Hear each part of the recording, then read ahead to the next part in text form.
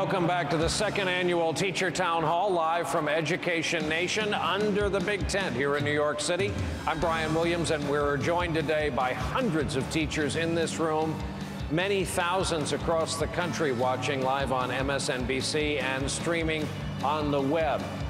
We want to talk about innovation. Obviously, you're handed what you're handed in life and in the classroom, but it's what you do with that opportunity and those students that can make a huge difference. I am joined here on stage by two more educators. John Hunter is with us. He's been teaching for over 30 years. He's an elementary school teacher for gifted and talented kids, Charlottesville, Virginia. And Brian Crosby, who's been teaching for some 30 years himself in Sparks, Nevada. Over the next half hour, we will turn our attention to this subject, and we're going to look at it through the eyes of both of these gentlemen. We're also going to hear what folks in our audience have to say. We have two microphones set up to hear from educators, and as we've already seen, no shortage of opinion here in this room. What is your story? It's kind of legendary among educators who've seen it. What did you choose to do? You said that when you first became a teacher, you viewed it as a blank slate. That's right. And you threw some spaghetti against the wall. What'd you do? Yeah, my first job interview, Brian, the supervisor, I asked her, what should I do? And she said, what do you want to do? And as a teacher, to be given that kind of open space, a kind of mandate-less position to be in where you can create out of the emptiness, it allowed me to create that kind of template for my students where I can ask them, what would you like to do today? What is your passion? What drives you? I think some teachers mentioned that if the students have an interest and you build towards that, then they can come with more passion to learning. And you started a game. Yes, it's called the World Peace Game. It's a gigantic political science simulation, towering plexiglass structure. 4 teams, 30 kids, they play for 8 weeks, and they solve an interlocking set of problems, of world problems, and they try to do it without combat if possible, reading Sun Tzu's The Art of War. And you, I'm gonna adjust your microphone while we talk to hear more of you. There we go. Okay. You build in a loss, a defeat in your game. Yeah, you know, life is not all success the first time. So we allow the students to experience things as they will, as they go, so they can include the failures. They have the luxury to fail, because that's really part of the learning process. And how many people have you freaked out because that's not any part of a course curriculum? We don't read this in the catalog. You know, I think most of them. The nice thing is we had great visionary principals and administrators that I've been in touch with who allow you, who trust you as a professional, knowing you know what to do, and supporting you with resources and help to make that possible. With that kind of support, that kind of visionary leadership, and teachers who are professionals, we know what to do, we can do the job, help us to do it. Now imagine that. What a revolutionary thought. So Brian, this debate is so interesting socioeconomically. Kids in well-off places come into the classroom in the morning, putting away any number of things. iPhones, Blackberries, MacBook Airs, iPads, certainly iPods. They stow them as if preparing for takeoff, sit in linear rows and face a one type of media with a human in the front of the room. Children in areas without the means don't come into the classroom with that electronics-based life, and sometimes the classroom is the only place they're exposed. That's right. Including your classroom in Nevada. Tell us about it. Well, actually, I really lucked out. We had 30 of the original iBook computers when they first came out with FireWire, and they'd go wireless.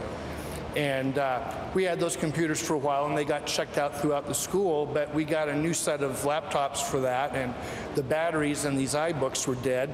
And so I went to my principal and I said, hey, how would you like us to pilot the only one-to-one laptop program in our school district?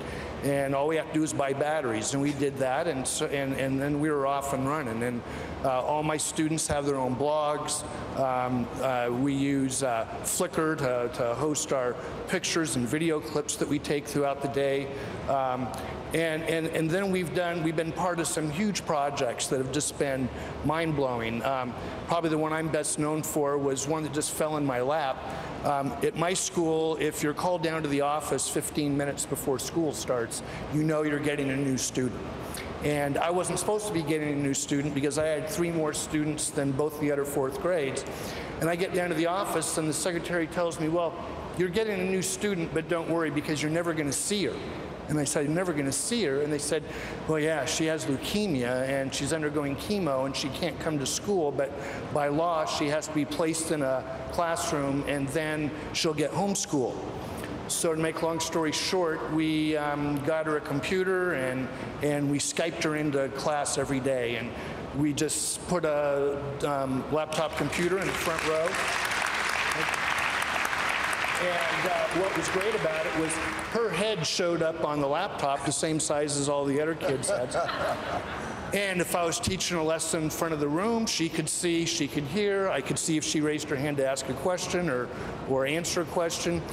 If we were doing cooperative learning of some kind, we'd just whirl that laptop around and she was part of that group. And the other kids would talk to her and whatever. Her little sister went to school and we'd send books home and that kind of thing. And then, of course, anything we did like that was reason to write on our blogs.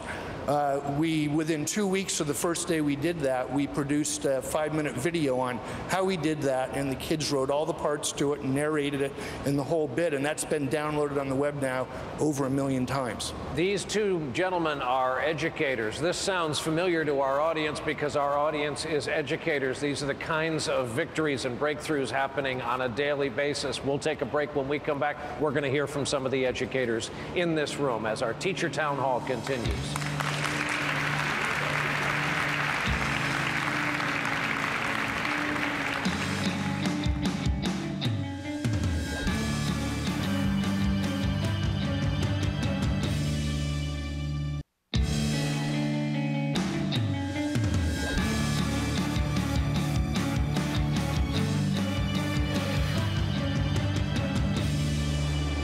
Back here as we continue our conversation, we're under that tent on the world-famous skating rink, our backyard here at 30 Rock, where we're lucky enough to work every day and where we spend more time here than we do with our families, but enough about that right now. We're back inside the tent, continuing with our educators here on stage. Before we went to the break, the conversation took us into this area of technology. Both of you gentlemen in the break were saying it's just a tool. I'm seeing now iPads for preschoolers. I'm seeing preschoolers, no surprise, take to iPads beautifully. What should we think about that kind of thing as someone who introduced laptops, was among the forerunners of laptops in your classroom? You know, I think we've got to go there. I mean, that's definitely part of this divide that you were talking about. And it's how we're going to connect kids. It's the wave of the future. If you have experience with that as you go through your schooling and through high school and into college, you're going to come out with certain skills that if you don't have that, you're not going to come out with certain skills. And I think it's imperative, the communication skills, the connecting skills, the safety issues that are involved. To me, it's like if you never gave a kid a pair of scissors till they got to high school. If we're not introducing this pretty early on and talking about those issues, then we're in for a heap of trouble. Though those round edge scissors you guys gave us are just useless. You realize that? We don't do that anymore. You realize we could handle better scissors the whole time, yes. And you gave us those round edged. I think I speak for everybody. And yet the game you pioneered that has taught so many kids is the low-techest game imaginable. Yeah, I think the highest tech thing is the pointer I use to point to the pieces on the board. It's a 4-level plexiglass structure, outer space level, aircraft level, ground and sea and undersea. And there are thousands of game pieces, and they're given 50 interlocking problems that they have to solve without combat if possible. We put them in a critical, creative thinking situation with no map, but we have a trusting relationship. And that, I think, is the key to how most education really works well, is that relationship between teacher and student one-on-one. I'd like to get you an should probably go to the Pentagon just for a day. I'm just saying. Thank you very much to both gentlemen for being up here with us. And John Hunter and Brian Crosby have been terrific examples of course, what we're seeing in the room and across the country. And we'll take a break.